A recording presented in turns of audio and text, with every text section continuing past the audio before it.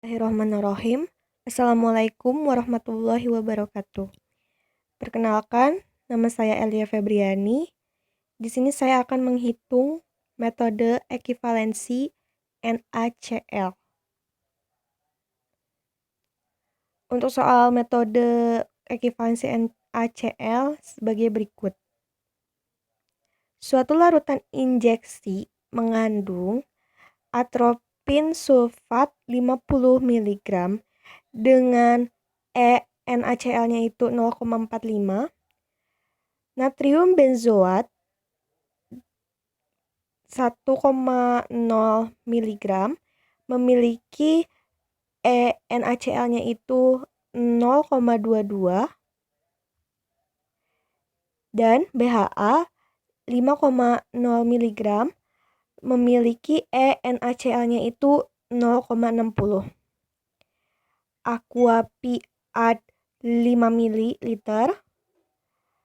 Kemudian ditanyakan injeksi yang dihasilkan merupakan larutan jenis apa?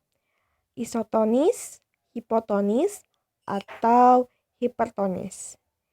Yang B, bila bukan merupakan injeksi isotonis, hal apa yang akan dilakukan? Sebelumnya kita akan menjawab yang A terlebih dahulu. Untuk menjawab yang A, injeksi yang dihasilkan merupakan larutan jenis apa? Kita akan menghitung bobot NaCl murni terlebih dahulu dengan hitungannya 0,9 per 100.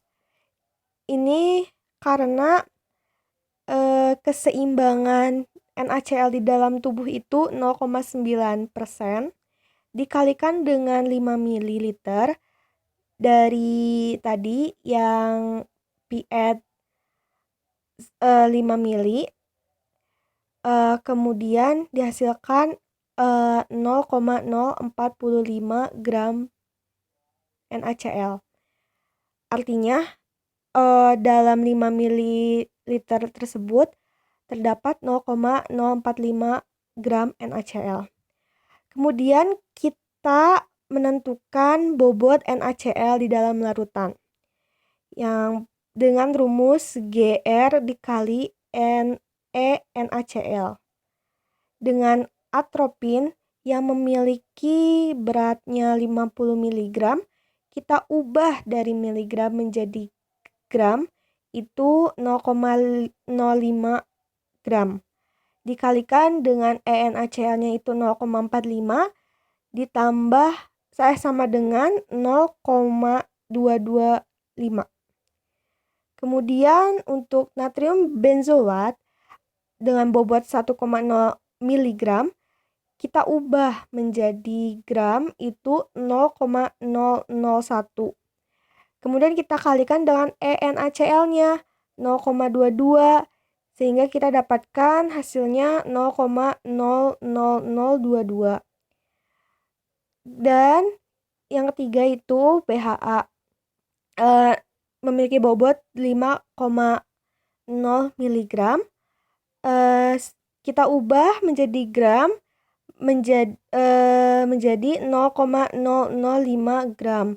Dikalikan dengan NaCl-nya itu 0,60 dan hasilnya didapatkan 0,003. Lalu kita tambahkan hasilnya sehingga kita dapatkan 0,02572 gram NaCl dalam larutan ini. Sehingga kita dapat menyimpulkan injeksi yang dihasilkan merupakan larutan jenis hipotonis. Kemudian untuk perhitungan isotonis metode ekivalen, untuk memudahkan kita membuat sebuah tabel yang isinya itu ada komponen, massa, NaCl dari zat aktif, kemudian Gr dikali NaCl,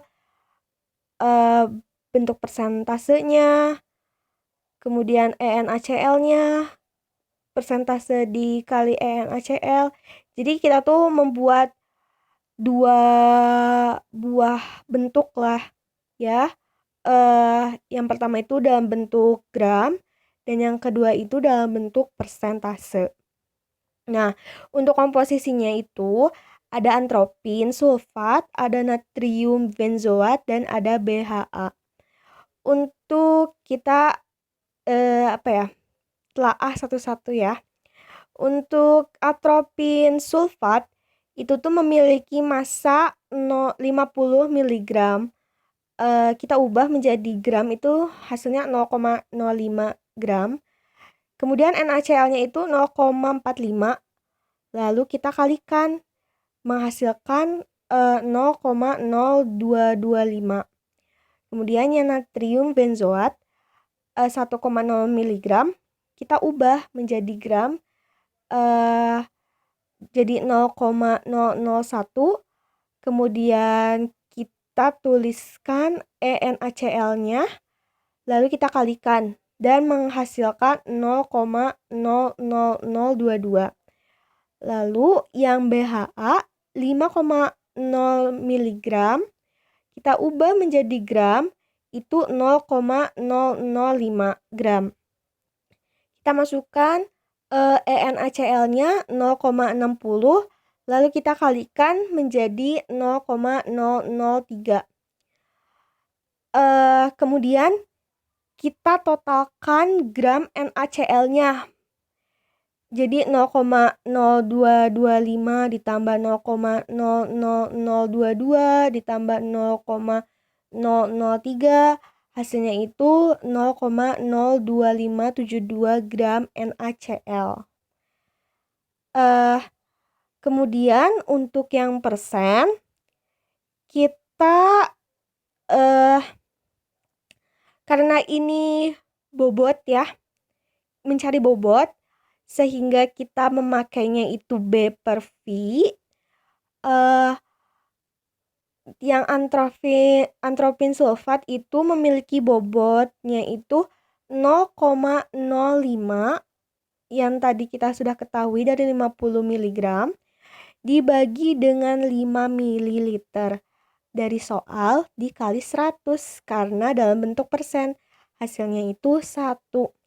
Kemudian kita masukkan NaCl dari antropin sulfat itu 0,45 lalu kita kalikan menjadi 0,45%. Lalu yang komposisi kedua itu natrium benzoat. Dengan mencari persen dari natrium benzoat itu sama seperti halnya mencari persen antropin. Kita masukkan dulu bobotnya. Dari 1 mg itu diubah jadi gram menghasilkan 0,001 gram dibagi 5 mili. Karena kita mencari bobot dengan menggunakan rumus B per V. Sesudah itu kita kalikan 100 karena dalam bentuk persen. Jadi hasilnya 0,02. Lalu kita masukkan ENaCl-nya 0,22 dan kita kalikan menghasilkan 0,0044%. Yang ketiga itu kita buat BHA itu kita persenkan dari bobotnya itu 50 mg diubah jadi gram 0,0005 gram kita bagi dengan 5 ml. Kemudian kita kalikan 100. Hasilnya itu 0,1. Lalu kita masukkan ke ENaCl dari BHA itu 0,60. Lalu kita kalikan sehingga kita dapatkan nilai 0,06%. Kemudian kita totalkan persen tersebut jumlahnya dari 0,45 ditambah 0,0044 ditambah 0,06 Hasilnya itu 0,5144. Ingat, karena ini persen dalam bentuk persen, berarti kita dibagi dengan 100, lalu kita dikalikan dengan 5 mili dari volume yang diketahui di soal. Hasilnya itu adalah 0,02527% NaCl. Karena di sini itu masih termasuk jenis larutan hipotonik, kita membutuhkan suatu agar NaCl-nya itu seimbang dengan mengurangkan total gram NaCl yang kita dapatkan dengan 0,9, karena 0,9 ini merupakan bobot yang seimbang di dalam tubuh. Berarti kita untuk yang gram sendiri 0,9 kita butuh NaCl 0,9 dikurangin 0,02572, sehingga kita dapatkan NaCl yang dibutuhkan adalah 0,87428 gram NaCl. Itu sebagai NaCl murni. Lalu untuk ke persen, kita juga sama, kurangkan dengan 0,9. Total persen yang tadi, berarti 0,9 dikurangin dengan 0,02527. Hasilnya itu jadi 0,87428% NaCl. Karena yang dibutuhkannya itu masih lumayan banyak, kita bisa menambahkan suatu zat aktif lainnya, di mana zat aktif tersebut mempunyai kadar NaCl tetapi tidak murni. Kita sebut zat aktif itu adalah dextroxa. Dextroxa itu tuh memiliki nilai NaCl-nya itu 0,18. Kemudian caranya kita bagi NaCl yang dibutuhkan tadi dengan NaCl dari dextroxa. Dihasilkannya itu adalah 4,8572. Jadi kita memerlukan dextroxa itu untuk campuran itu 4,8572 gram. Lalu kita beralih ke persentase, yaitu Y, dengan cara sama seperti halnya gram, kita masih membutuhkan 0,87428% NaCl yang tadi kita sudah hitung. Kemudian kita bagi dengan NaCl. 0,87428 dibagi dengan 0,18, itu hasilnya 4,8572% NaCl. Ingat, ini masih persen. Kita tujuan kita itu akan membuat menjadi gram, lalu kita kalikan 5 dan bagi 100 karena ini masih persen, sehingga hasilnya itu adalah 0,2429 gram. Begitu cara menghitung isotonis metode ekivalen NaCl.